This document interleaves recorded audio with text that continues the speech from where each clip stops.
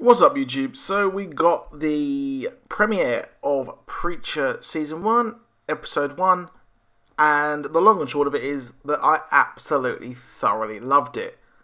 The feel of Seth Rogen is throughout, and the three main characters in the show are introduced expertly, and the actual tone of the show fits this kind of nihilistic religion approach fantastically. So from the start, it pretty much opens up with the power coming from space, which is essentially what gives Jesse, the preacher, his actual powers of telling people what to do and getting inside their heads, which is pretty neat power to have, isn't it? From the off, we can see that Jesse is just a pretty crap sermon giver and preacher and relies on plots from Friday Night Lights, which, yeah, it does suit the audience in the fact that Friday Night Lights is a small-town football team-centric TV show, but the awkwardness of the deliberation of the lines is just shit, and it's just a bit naff, isn't it? Relying on that show. But we do see an evolution of him throughout the show once he gets his powers. So we get our first look at Sheriff Root, who is, as always, a complete douchebag.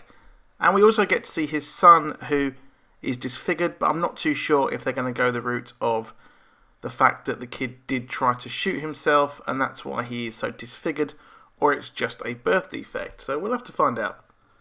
But the interaction between Jesse and the kid is very, very good and just shows that he is a people person at heart.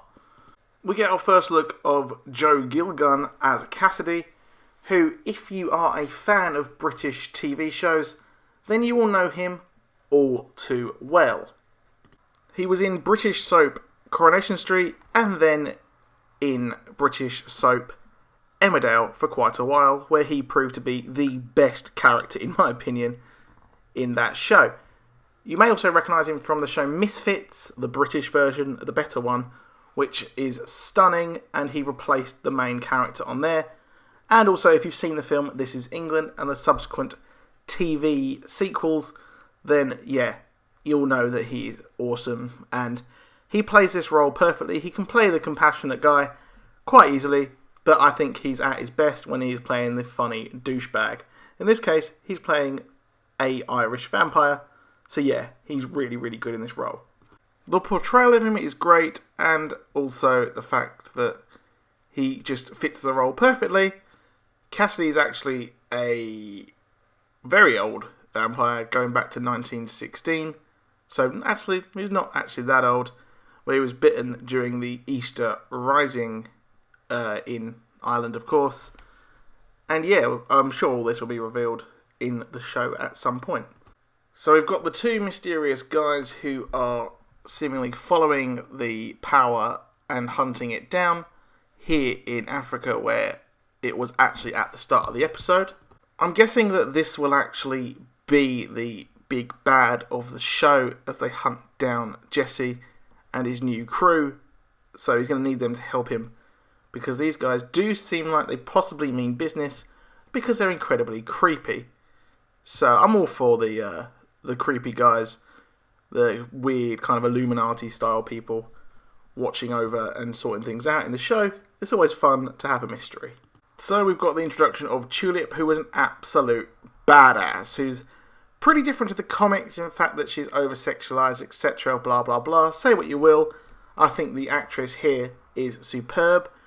Obviously, Ruth was on Agents of S.h.i.e.L.D. as Raina, but I think we're going to see some more of her acting chops here, because obviously she was Rained in on Agents of S.h.i.e.L.D. See what I did there? Yeah.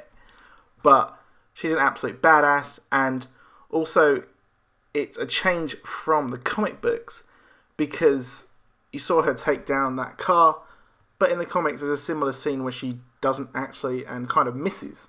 So they're playing hard and fast with this, to be honest. So we have Preacher again try and do the right thing, but it turns out she kind of likes the violence. So he's a good man, generally trying to do the good thing, but fails miserably as we get a bar fight at the end. But it is a good character trait, and we see him evolving throughout the whole of the episode, to be honest. We see him be a kind of, he doesn't really give a shit. He's got that guy following him, talking about his mother in Florida. But you get to see him link up with Cassidy in the bar and also in prison. So we can see that the general theme of the series will be him trying to overcome his own kind of misgivings and misdirections about being a preacher. And at the end, we get to see his power revealed. So throughout the episode, he was telling the dude to use his heart or use his honesty and open up his heart. Which now, I don't think he realised he has this power, but we could definitely tell by the change of there's like a kind of effect on when he says it, that it is now taken literally. And he goes and rips out his heart and gives it to his mother. So I think this is a fantastic episode.